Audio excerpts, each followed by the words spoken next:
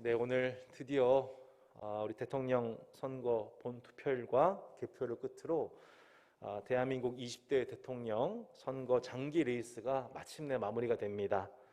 네, 36%인가요? 네, 역대급인 사전 투표율, 또 오늘도 전국에서 참 뜨거운 투표 열기가 이어지고 있다고 합니다. 이 정치적 문화가 후진국일수록 이 절차적인 부당함이 많지 않습니까?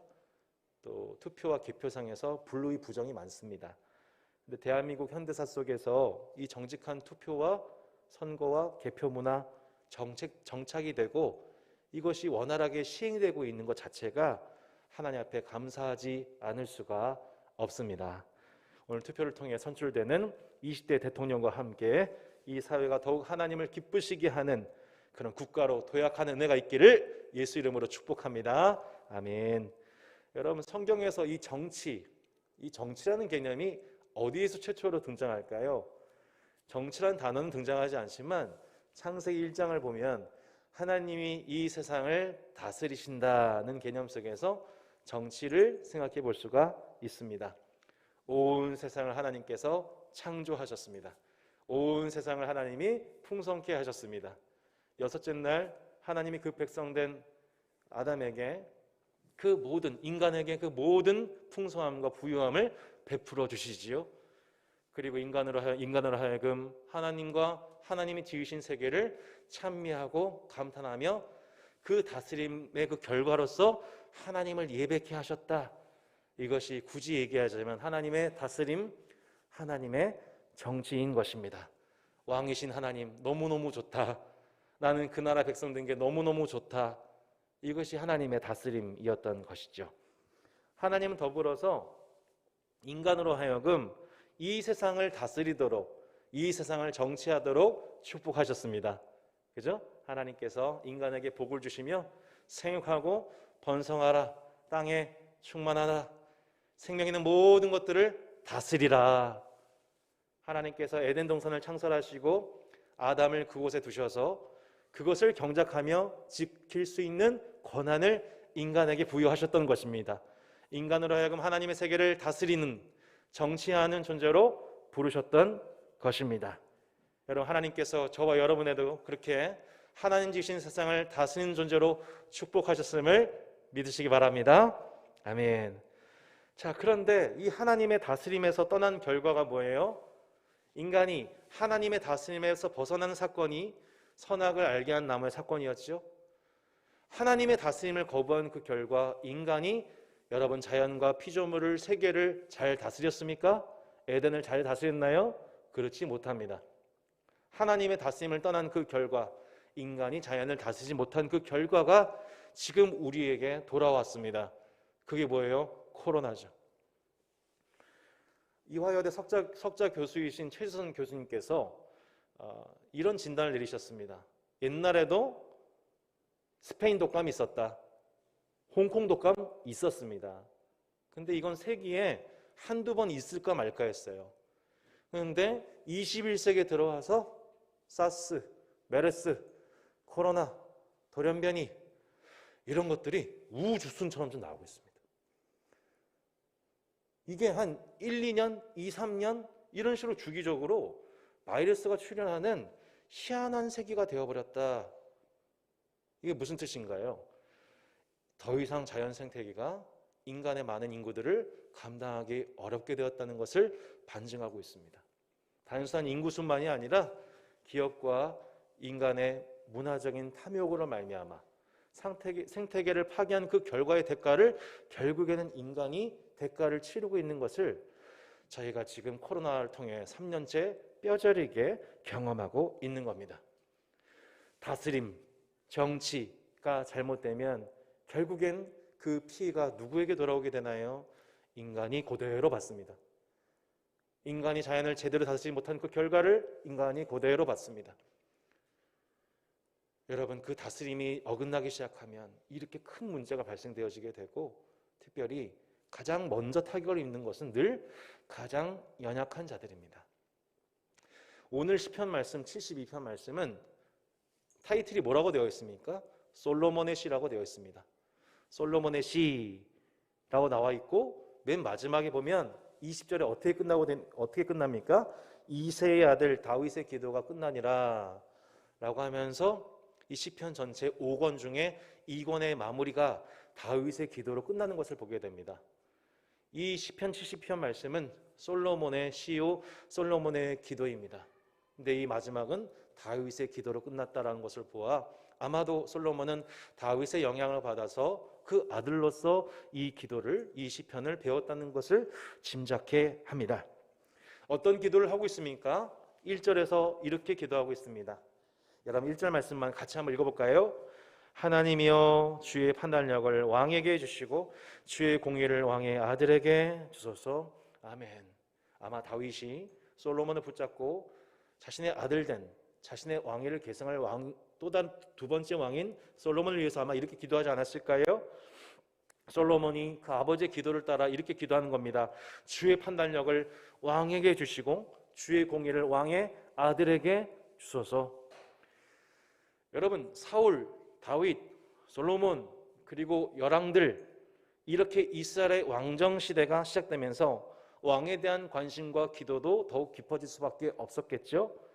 어떤 왕이 세워지냐에 따라서 그리고 왕의 아들이 선대를 따라서 그 일을 잘 감당하냐 그렇지 못하냐에 따라서 이스라엘의 운명이 어마어마하게 달라지게 됩니다. 그리하여 솔로몬은 하나님 앞에 자신과 자신의 아들을 위해서 기도하고 있습니다. 주의 판단력을 왕에게 주시고 주의 아들에게 공의를 내려달라고 기도합니다. 하나님의 판단력을 달라는 거예요. 하나님의 공의를 달라는 겁니다. 판단력과 공의의 원천이 하나님께 있다는 것입니다.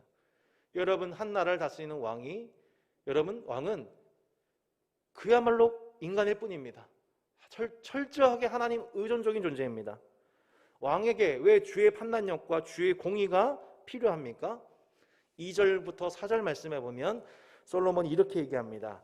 그가 주의 백성을 공의로 재판하며 주의 가난한 자를 정의로 재판하리니 의로 말미암아 산들이 백성에게 백평강을 주며 작은 산들도 그리하리로다.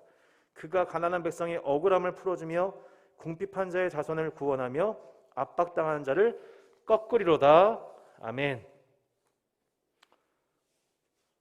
주의 공의와 주의 판단력이 왕에게 들어가게 되면은 그 결과적으로 가장 많이 축복받게 되는 존재들이 누구입니까?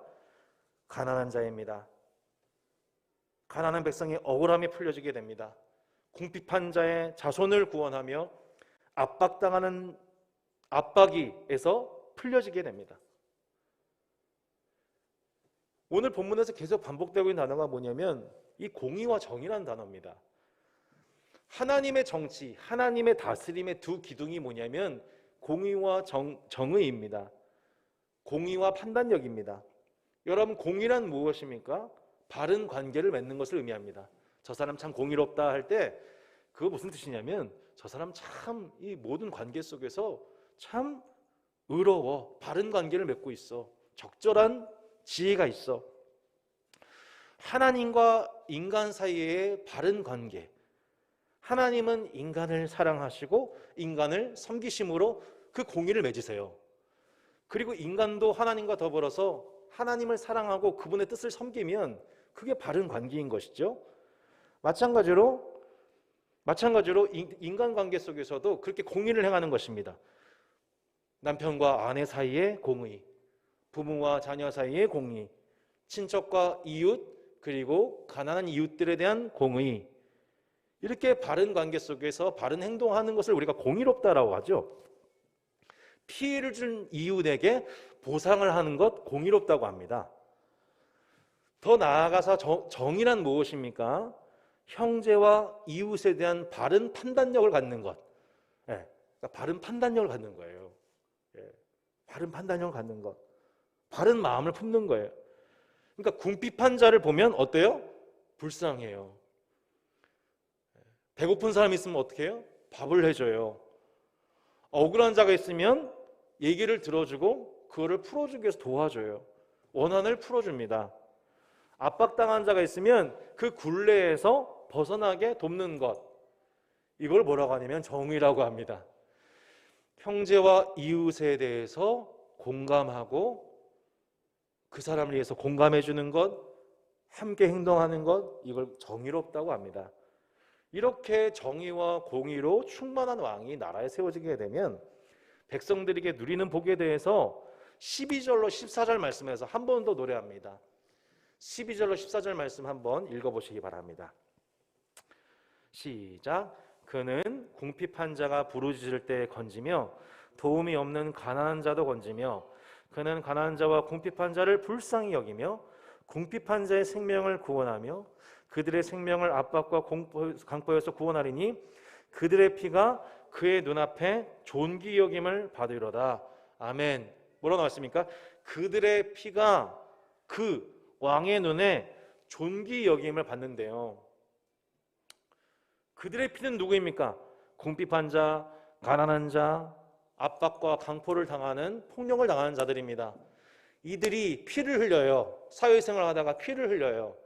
근데 피를 흘리는데 여러분, 이 세상에서 힘이 있는 사람들 관심이 없습니다. 근데 공의와 정의가 충만한 왕은 그들의 피를 볼 때 그의 눈앞에 존귀 여김을 받는 거예요. 이게 무슨 뜻인지 이해가 됐어요.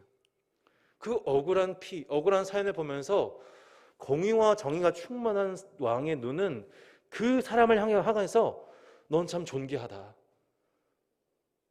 너는 이런 피해 받을 자가 아니다. 보상받아야 될 자다.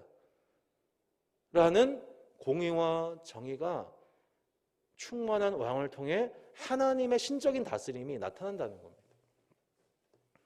어떤 여인 두 명이 솔로몬 앞에 와가지고 막 부르짖기 시작했어요. 알고 봤더니 친자 소송 사건이었어요. 친자 소송.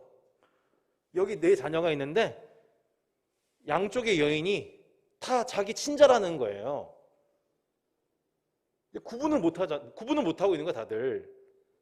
그랬더니 솔로몬이 공의와 정의로, 공의와 판단력으로 충만했던 솔로몬이 뭐라고 얘기합니까? 야, 자녀가 한 명인데 엄마가 두 명이라고 주장하는 거 보니까 그럼 이렇게 하자. 아기를 둘로 갈라가지고 반쪽씩 가지십시오. 이런 거예요. 그렇게 판결을 내리자 한 여인이 뭐라고 합니까? 그렇게 합시다. 그렇게 합시다. 그러자 또 한 여인 어땠을까요? 안 됩니다! 안 돼요! 안 돼요! 제발 살려주세요. 솔로몬이 뭐라고 얘기했습니까? 이 아이를 바로 이 여인에게 주라. 진짜 엄마는 아이의 죽음을 가만히 내버려둘 수가 없지요.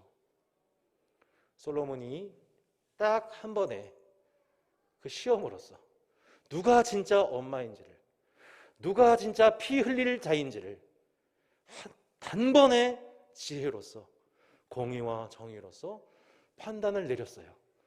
여러분, 하마터면 무죄한자의 자녀의 피를 흘릴 뻔했던, 무죄한자의 이 눈에서 눈물 흘릴 뻔했던 그 사연을, 그 한 번의 송사를 이렇게 하나님의 공의와 판단력으로 왕으로서 하나님의 다스림을 드러내는 순간이었던 것입니다.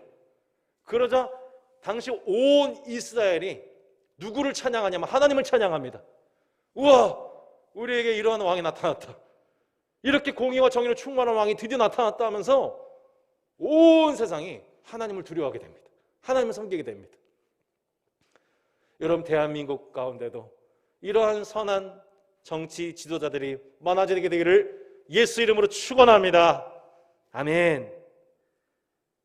근데 반면에 이 솔로몬이, 그 공의와 정의가 충만했던 솔로몬이 점점 왕을 하면서 제대로 점점 이 재판에 대한 분별력이 잃어버리게 됩니다. 점점 은금, 병마, 여자, 부동산, 이걸 탐욕하기 시작해요. 넘어서 버려요. 하나님이 금하신 것을 탐욕하고 불의를 행하는데 가담하고, 자신이 품고 있는 1000명의 여인 중에, 이방 여인들 중에서 섬기고 있는 수많은 우상신들을 다 끌어다 함께 신전에 세워놓습니다. 음란하게 그것을 섬기기 시작합니다. 그때부터 솔로몬이 공의와 정의가 망가지기 시작합니다. 그거 망가져요. 왕은 재판하는 자예요. 백성의 송사를 듣고 해결하는 역할이 왕이 하는 역할입니다. 그런데 이 왕의 마음이 돈에 의해서, 쾌락에 의해서 눈멀기 시작하자 분별력을 잃어버리게 되고 더 이상 신적인 다스림, 하나님의 공의와 정의에 의한 하나님의 신적인 다스림이 솔로몬을 통해서 나타나지 못하고 오히려 이스라엘 백성들은 전체가 행음하며 바알을 우상 숭배하기 시작하는 죄의 원흉이 되고 만 것입니다. 지금도 전 세계 지도자를 보십시오. 그 지도자가 하나님의 공의와 정의에 충만하여 있는지 아니면 탐욕과 분리에 쩔어 있는지. 좀 안타깝게도 러시아의 푸틴이 행하고 있는 이 분리를 볼 때 정말 깜짝 놀라지 않을 수 없습니다. 21세기 히틀러의 출현이라고 얘기를 하고 있습니다. 러시아의 그 군인들은 훈련에 가담한 줄 알았더니 알고 봤더니 우크라이나의 전쟁이었던 거예요. 자다 일어나 보니 자기가 포로가 되어 있는 거예요. 울면서 엄마한테 전화를 합니다. 3,000명의 사상을 당했습니다. 푸틴 눈 하나 깜짝하지 않습니다. 지금 죄 없는 우크라이나의 수많은 시민들에게, 심지어 아이들한테, 여성들한테 미사일과 포탄을 난사하고 있습니다. 눈 하나 깜짝하지 않습니다. 자신을 반대하는 언론의 보도가 있을까 봐 언론을 다 틀어막고서 시민들은 지금 러시아와 우크라이나 가운데에 전쟁이 있는지도 모른다고 합니다. 공의와 정의가 메마르고 폭력과 불의가 가득한 세상을 만듭니다. 누가요? 공의와 정의를 상실한 탐욕과 불의의 지도자. 진짜 하나님을 섬기는 왕의 눈은 백성들의 흘리는 피에 관심이 갑니다. 그들의 피가 그의 눈앞에 존귀 여김을 받으리로다. 자신의 나라 안에서 백성들이 약하다는 이유로, 가난하다는 이유로 여러 가지 차별과 불의를 당하고 심지어 피를 흘리게 되는 것을 볼 때 정의와 공의가 충만한 왕은 그 피를 외면하지 않습니다. 그 피를 눌린 당사자를 가만두지 않습니다. 피해를 끼친 악인을 가만두지 않습니다. 호세아 선지자가 외쳤습니다. 하나님은 불살라 바치는 제사를 원하신 것이 아니다. 너희가 하나님을 알기를 원하신다.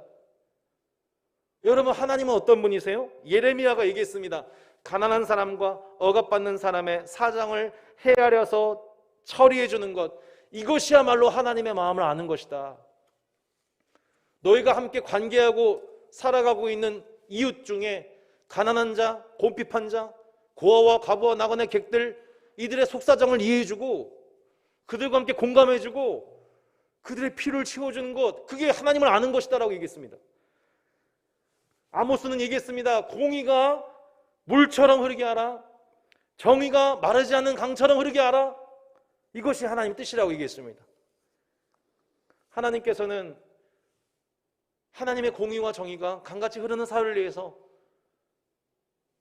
세 부류의 사람을 세우셨습니다. 첫 번째는 왕을 세우셨습니다. 왕을 통해서 억울한 자를 풀어주게 하셨습니다. 송사를 받게 하셨습니다. 하나님은 제사장을 세우셨습니다. 예배를 통해 그들의 마음을 위로하게 하셨습니다. 하나님은 선지자를 세우셨습니다. 악인들에서 경고하고 의인들을 말씀으로 독려하게 하셨습니다. 제사장, 왕, 선지자를 세우신 목적은 그 나라의 왕이 되신 하나님께서 하나님의 공의와 정의가 강같이 흐르는 사회와 공동체를 이루도록 하나님은 이스라엘을 축복해 주셨던 것입니다. 지금은 우리가 왕정시대에 살아가는 것이 아닙니다. 지금 우리는 다원주의 시민사회에서 살아가고 있지요. 민주주의의 원리를 따라 투표를 통해서 대통령과 국회의원과 시장과 군수를 선출합니다. 그리스도인은 하나님의 나라가 이 땅에 세워지기 위하여 직접적으로는 입후보나 활동을 하기도 하고 간접적으로는 투표에 참여합니다. 사전투표통에, 당일투표통에 참여하는 것, 이것이 우리는 하나님 나라를 위한 청지기적 사명인 것입니다.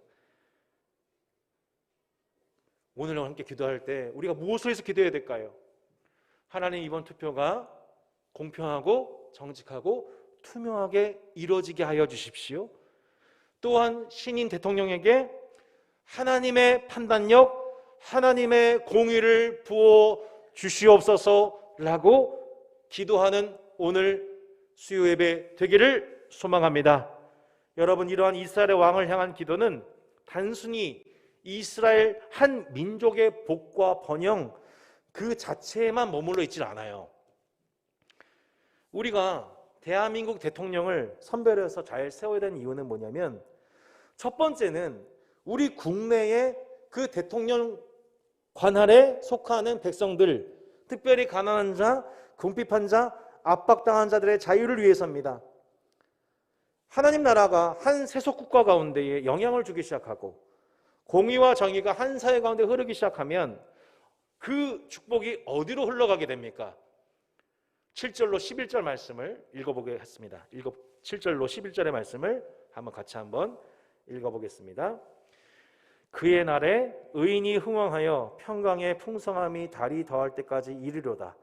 그가 바다에서부터 바다까지와 강에서부터 땅끝까지 다스리니 광야에 사는 자는 그의 앞에 굽히며 그의 원수들은 티끌을 핫을 것이며 다시스와 섬의 왕들이 조공을 바치며 스바와 시바 왕들이 예물을 드리려다. 모든 왕이 그의 앞에 부복하며 모든 민족이 다 그를 섬기려다. 아멘. 여러분, 한 국가가 이렇게 하나님의 다스림을 받게 되면 그 다스림의 영향력이 어디까지 흘러가게 됩니까? 모든 피조세계에 흘러갑니다. 바다와 강과 땅끝 광야에서 그 통치를 염원하게 됩니다. 심지어 그의 원수들이 티끌, 곧 흙을 핥게 된다고, 하나님을 대적했던 그 세력들이 흙을 핥게 된다고 합니다. 섬의 왕들, 멀리 이방의 왕들이 조공과 예물을 바치러 찾아옵니다. 왜요? 나에게도 그 지혜를 달라고. 어떻게 하면 그 나라가 이렇게 복될 수가 있냐고. 우리에게도 그 지혜를 좀 나눠달라고. 문화를 수출하는 나라가 됩니다. 모든 왕과 모든 민족이 그 왕을 주목하게 되는 거예요. 성도 여러분, 성령으로 영감된 이 성경책 솔로몬의 시 시편 72편에서 주목하고 있는 바, 모든 왕들과 이방인들과 땅끝이 모두 함께 경배하고 조공을 바치고 찬미할 진정한 왕이 누구입니까? 기호 몇 번이 아닙니다. 예수 그리스도이십니다. 할렐루야. 하나님의 공의와 정의를 이 땅에 실현하셔서 마침내 그 통치를 통해 피를 흘리고 있는 이 땅의 많은 백성들, 억눌린 자를 자유케 하시고 마음 상한 자를 위로하시고 눈먼 자로 보게 하시고 저는 자는 걷게 하신 진정한 신적 통치를 완성하신 분, 그분이 예수 그리스도이십니다. 우리가 그리하여 그 통치를 믿기에, 그 통치를 우리가 받고 있기에 우리는 세례요한처럼 이 땅을 향하여 회개하라, 하나님 나라가 가까이 왔으니 회개하고 복음을 믿으라, 이 땅에 선포하는 복음 운동을 이 땅에서 진행하고 있는 자들인 것입니다. 성도 여러분, 이 왕이신 주님은 이미 이 땅에 오셨고 장차 다시 오셔서 영원하고 완전한 의의 통치를 회복하실 것입니다. 인간 왕은 한계가 있습니다. 불완전합니다. 시간도 한정되어 있어요. 하지만 다윗 왕을 통해 하나님의 공의와 정의가 일부 나타났던 것처럼 20대 대통령을 통해 대한민국 가운데에 그 완전하신 하나님 나라의 일부라도 그 하나님의 공의가 더더욱 충만해지는 방향으로 나아가는 5년이 되게 해달라고 우리는 마땅히 기도해야 할 줄로 믿습니다. 왕을 통해 나타났던 백성들의 자유와 회복의 역사가 이스라엘을 넘어 온 열방이 그것을 주목하게 되었던 것처럼 이번 대선의 결과를 통해 이후 5년을 통해 우리가 바라는 축복은 뭐냐면, 하나님 지금도 전쟁과 불의와 폭력과 살인이 무자비하게 판치고 있는, 과거로 돌아가고 있는 듯한 이 문명 속에서 이 대한민국에 복을 내려주셔서 온 열방이 부러워할 만한, 나도 저 나라 가 살고 싶다, 우리나라도 저런 나라 됐으면 좋겠다라고 우리의 문화와 더 나아가 우리의 영성을 선포하고 자랑하고 공유할 수 있는 그런 복 있는 나라 대한민국이 되기를 주 예수 이름으로 축원합니다. 아멘. 함께 기도합시다.